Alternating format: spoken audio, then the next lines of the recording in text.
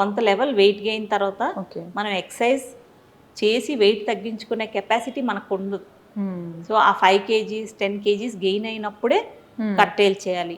ప్రెగ్నెన్సీలోని వీటిలోని mothers చాలా controlled eating ఉండాలి. Okay. Dietary ఆకలి అవుతుందనో లేకపోతే బేబీ బాగుండాలి అని ఎక్కువ బాగుండాలని, తినకూడదు. లేకపోతే ప్రెగ్నెన్సీలోని చాలా ఎక్కువ స్వీట్స్ అవన్నీ తినిపిస్తారు మదర్కి, ఏదో మంచి హెల్దీ బేబీ రావాలని.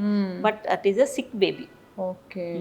సో ఈ దానికి ట్రీట్మెంట్ ఎలా ఉంటుంది మ్యామ్ ఒబెసిటీకి? యూజువలీ స్మాల్ వెయిట్ గెయిన్ అప్పుడు we ask them to go on to healthy diet and exercise. Okay. That is the base line treatment. Okay, so diet exercise ఎప్పుడు తప్పదు. But beyond a certain weight వాళ్ళు సొంతంగా తగ్గలేరు wait.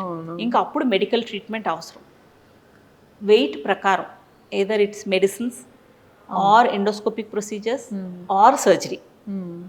ఎందుకంటే ఈ 3 ఆ వ్యక్తి తాలూకా అవసరం ప్రకారం వన్ ఆఫ్ ద థింగ్స్ మేము వాడి ఆ వెయిట్ లాస్ అవుతుంది. వెయిట్ లాస్ అయిన తర్వాత మళ్ళీ basic steps diet control and exercise.